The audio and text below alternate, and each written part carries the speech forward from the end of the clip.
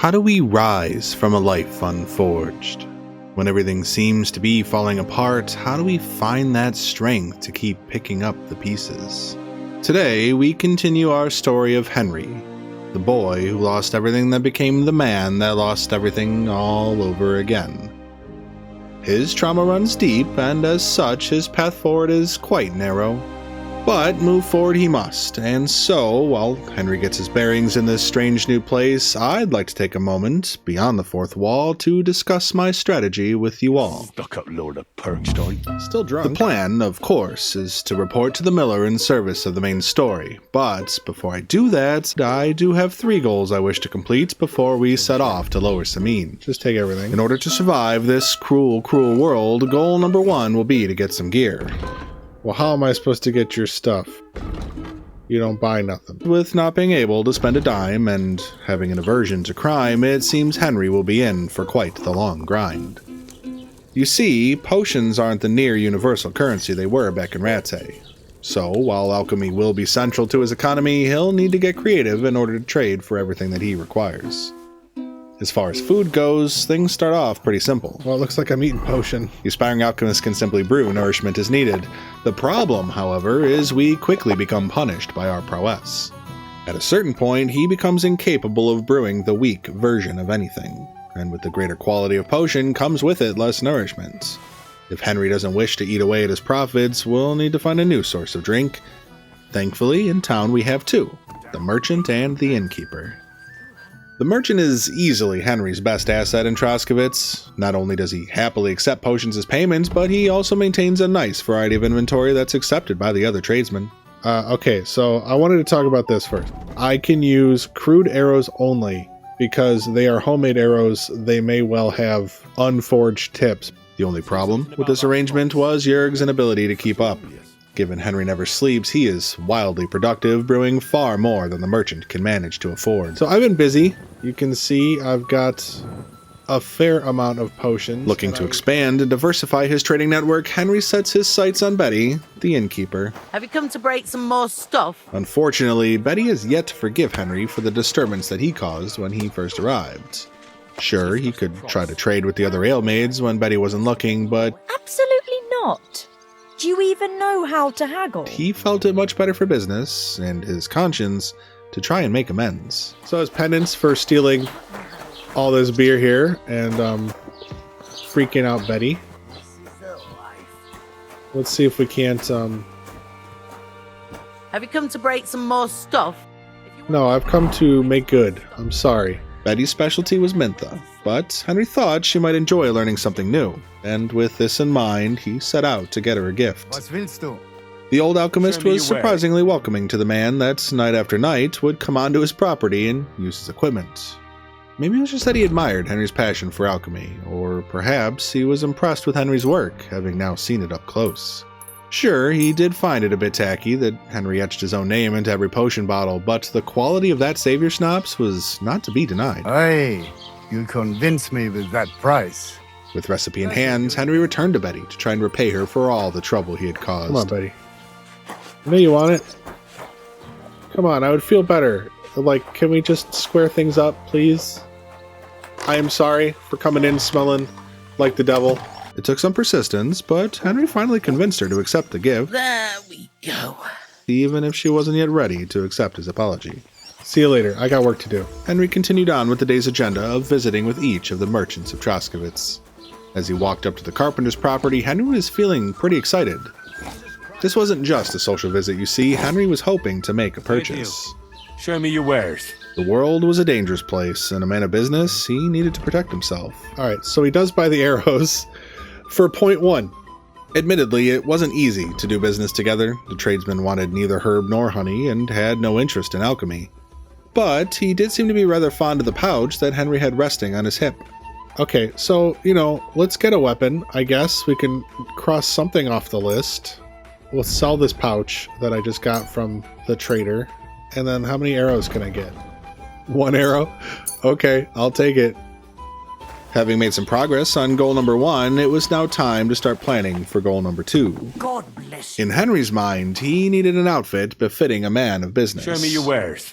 But what he doesn't know is that we're actually here for a horse. Oh, this is gonna suck. Getting fancy enough to get Pebbles back is gonna be the grind.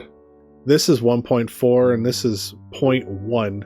We know he takes the pouch. I can keep buying pouches, but it's... Waiting on Jurg to continually restock belts and pouches could mean it's weeks before we can complete this task, so we'll need to find a better way to source items that the tailor will accept. But for now, let's put a pause on that problem and introduce ourselves to the butcher.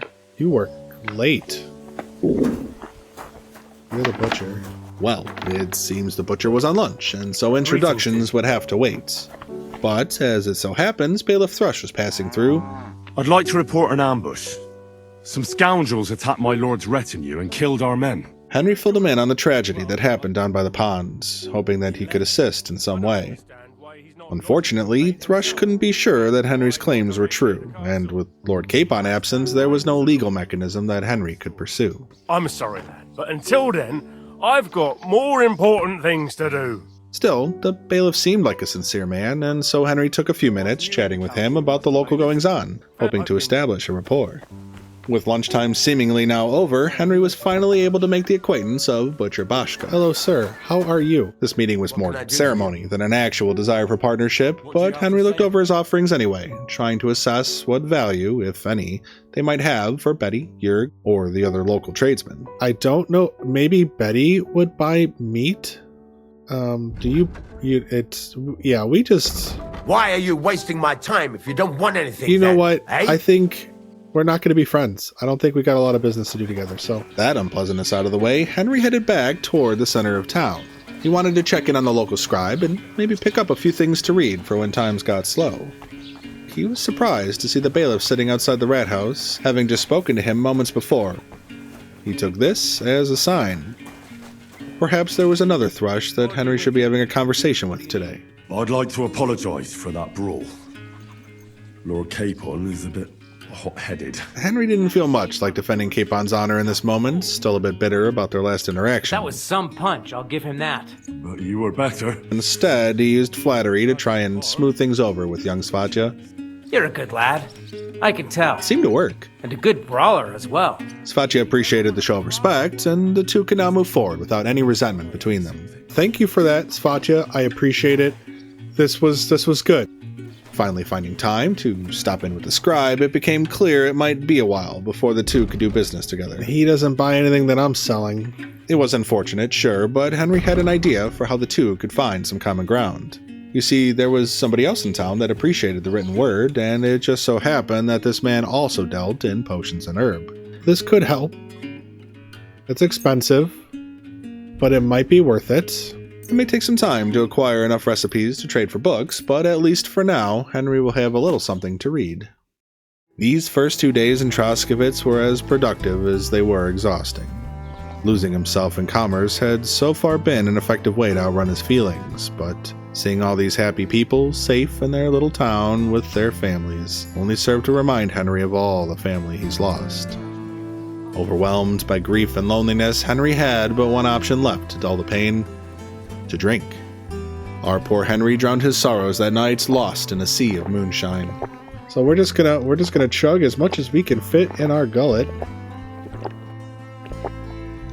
Which is everything. Oh God. Oh, Henry. Oh, Henry. Okay, well, that gave us some drinking skill. With the tavern now closed and Henry stumbling back to his little corner of Troskowitz, it's time I let you in on goal number 3. Henry's affinity for alcohol will soon become more than just a narrative device. I intend to take this all the way to the point of obsession. Before now, Henry hadn't the courage to leave Troskowitz, enjoying the safety and predictability of his daily routine.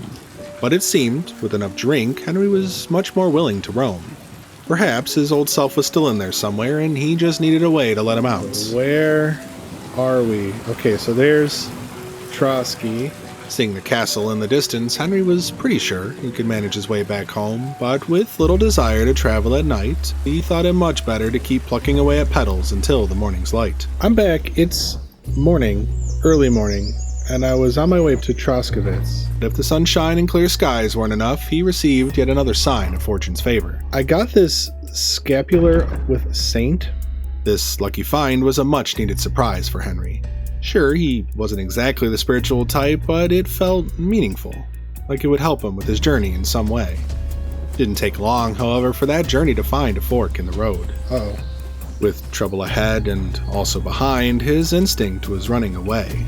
But clutching his gift of heavenly kind, his mindset had started to sway. I'm thinking of getting a little crazy here, guys. The last thing he wanted today was a fight. His weapon was left back in town. I can't fight them. I mean, I could try. But he felt desire to do what was right, stop bandits from roving around. But I was thinking, we're not that far. If I could anger them and then run to Troskowitz. So, bravely, he darted in front of their sight while making a whistling sound. Then circled those bandits before taking flight, and they chased the man they had found. Okay, so I think we're running this way. But two became one when a bandit was lost. Our Henry got too far ahead. So there we go, there's town. And soon it was clear the wrong field was crossed, because they were in Takov instead. Oh, this is Takov. Oh no. I don't want to do this in Takov. I feel like I need to go to Troskowitz. So, chasing continued, despite their exhaust, till into a trap he was led, where Henry found guard to whom torch could be tossed. That bandit would soon end up dead. Yes. Thank you, sir. So look at that. Free. Take the torch and the hood. Padded coif. Hunting coat. Okay. Okay. Returning home from a long night of drinking had proven to be thirsty work. And so, naturally, Henry decided a visit to the tavern was in order. When he arrived, though, things felt kind of strange. For the first time, Betty was actually happy to see Henry. Greetings. Do you need something? Did their relationship finally turn a corner, or was she just in need of some kind of favor? There's a group of humans at that table over there, and they want some food. What are humans doing in Troskowitz anyway? Betty wasn't the only one uncomfortable with the human presence. All I know is that they're sitting in my yard, are hungry, and have a pile of Groschen that I could really use. She was right. Business is business, and he shouldn't let personal feelings turn away paying customers. The tension in that tavern, however, was palpable. He could feel human hate from every direction. They're a bunch of horse fuckers who have no business here. Henry started to feel a bit of sympathy for the foreigners. He could see undeniable similarities between their situation and what he and Hans had experienced just a few days before. Doesn't matter. They're all the same. These people really didn't like outsiders and had no shame in showing it. Despite being human, Vasco seemed honorable enough. We pay for everything. And so, with Betty's blessing, Don't you dare take anything else, you hear? Henry delivered onto them the sausage they desired. I afraid we leave without food. Corva. Unfortunately, it seems this meal was not meant to be. Despite Henry's best effort to keep things cordial, Wojtek was determined to escalate beyond words. Now, Betty was very clear in her instruction. No more fighting. I want this to go smoothly. Yeah, sure. Having worked so hard to regain her favor, Henry was not going to insult her again by brawling. Thankfully, the human didn't really need the help, and it seems Betty didn't really need this sausage. I mean, them's the rules. If it doesn't say rob. And so, having followed the law to its very letter, Henry turned that sausage into schnapps, and then turned that schnapps into...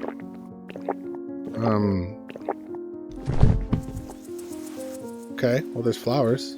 Where are we at? Disoriented and unfamiliar with the area, Henry again struggled to find his way back home. Oh, we're at a herds, boy. If I had to guess,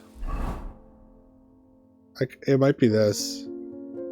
I think it's this. I think I'm here. I need to head west. His splitting headache and empty stomach made it impossible to focus on anything beyond his next drink. I think this is where the bodies go. On the bright side, with obsession now taking hold, Henry could stumble back to Troskowitz having finally completed one of his 3 goals. Oh, am I an alcoholic? I didn't even notice. Well, let's find out. You're a heavy drinker. All your attributes are reduced by 10 until you have a drink. Ouch. I'm a 0. Henry mostly kept to himself over the next couple of days, brewing up as many batches as he could bear. Play acting as potionsmith had been a great distraction from his inner demons, but now he needed to stay focused on what it was all for. Finding his family. But Devs, could I ask for a favor? can we have it so that the herbs stay here on the shelf? So that way, when we want to brew a bunch of the same thing, we can just keep the flow going. We don't have to, we can skip the step of pulling the herbs out. Everything else has been really nice. This is a good system. It's working out. Okay, here we are. We're on our way. He gathered up all of his goods and started making the rounds one final time. So, here's the situation. We need to go get ourselves a bow and an outfit. That's what we got left in Troskowitz before we can leave, and I think we're going to start over at this guy. First up was Jörg. Here, Henry required a batch of arrows, another belt, a pouch, and some soap. Auf Wiedersehen. Take care, sir. He then took that soap over to the pond to do some laundry. Underclothes. He needed to make his wares and himself as presentable as possible to make the most of these final trades. Confirmed. With that done, Henry spent some time with the carpenter debating just how nice a bow he was willing to afford. Elm bow, huh? It's triple the cost. I'm gonna go conservative. Grab that for now. Thank you, and take care.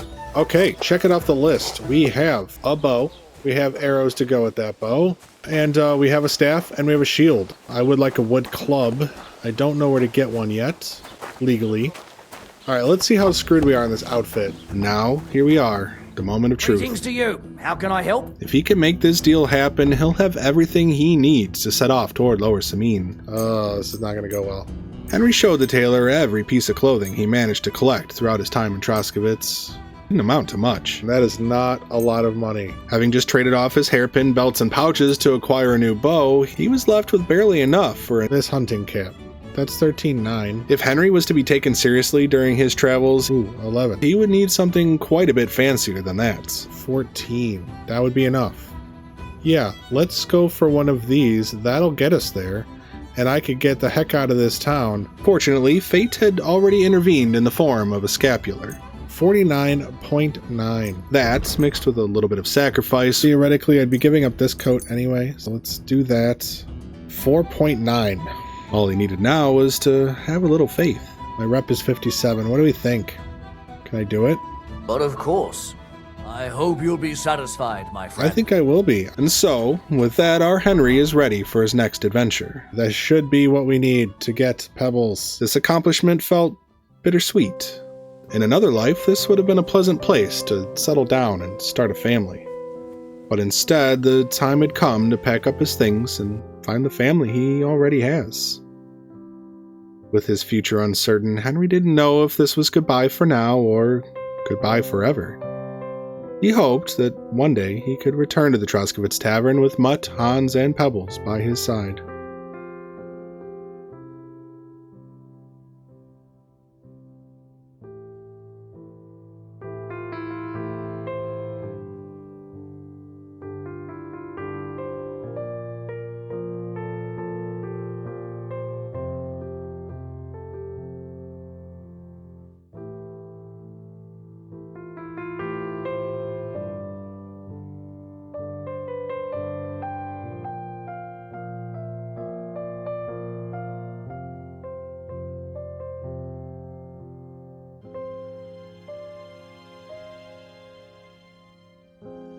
Wait, that's my Pebbles.